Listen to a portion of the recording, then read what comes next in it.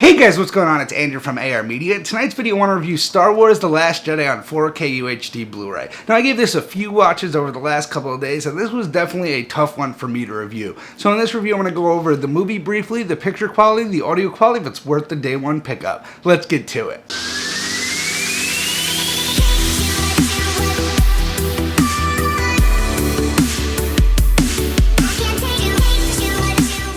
So I'm a big Star Wars fan, and I actually missed this one in theaters. I know, guys, don't kill me in the comments section, but I missed this one in theaters, so it was my first time giving this a watch on home video, and I did like the story. Now, I'm not going to get into plot details at all with this one, because I know that really the whole community is divided on this one. So I'm just going to give my thoughts and impressions, but I'm not going to go into details and plot details or anything like that, because I know anybody who is into the Star Wars franchise is clearly going to see this entry and is not going to want any of it spoiled for them. So I personally enjoyed this, but not nearly as much as The Force Awakens or anything like that. This is definitely on the lower spectrum of Star Wars for me, but I did enjoy it as an all-around action movie, and that's the thing. When I separate it from the Star Wars franchise, I enjoy it a lot more, but once I attach the Star Wars name to it, it has a lot to bring to the table. It has a lot of hype to back around it, and it just didn't back that hype for me. Now, that's just a personal preference. It's not like I didn't like the movie. I did like the movie. I just don't think it lived up to something like The Force Awakens.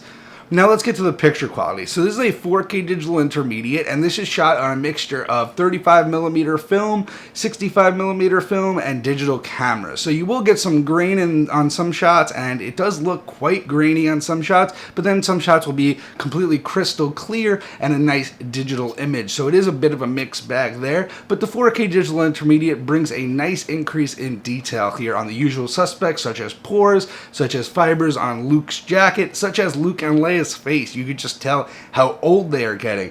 But what I will say about this 4K digital intermediate is I was pretty wowed when I watched it originally.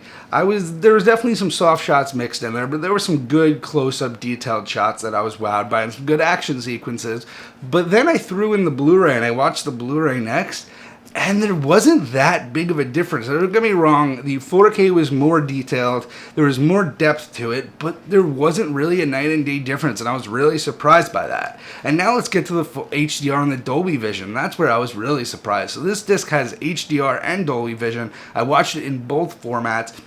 And the Dolby Vision was a bit better, but the thing is that when I was being this with the blue, I cannot tell that this was that much brighter. There was not that much more nuances in the color on the 4K disc than there was on the Blu-ray. And that doesn't mean this is a bad disc. I think that just means that we got an exceptional Blu-ray. We got an amazing Blu-ray, and I think they just went moderate on the HDR grading. They didn't go heavy on the HDR grading on this. You could tell that it was intentional. You could tell that they definitely could have boosted the colors on the lightsabers more. Especially in the last sequence, you could have definitely got some more eye-popping images, but it doesn't look like that's what they were going for. So when you pick up this disc, just know that there is HDR and Dolby Vision on here, but it's more refrained. It's not going to really pop off the screen. There will be some explosions and some colors that do, but it's more refrained than discs like Guardians of the Galaxy and Thor Ragnarok that we got recently from Disney.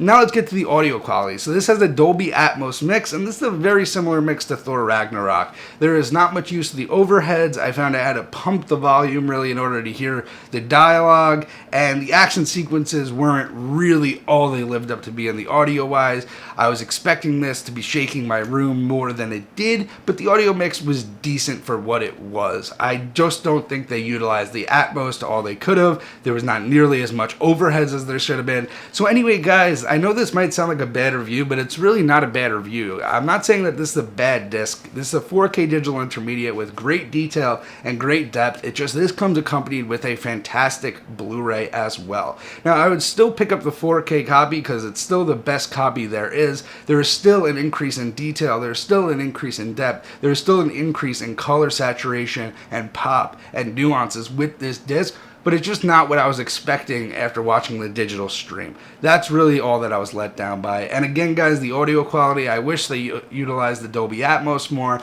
but sadly we did not get that with this disc. Anyway, guys, let me know down below what you thought of this movie, if you plan on picking it up day one, and I'll see you guys in the next one.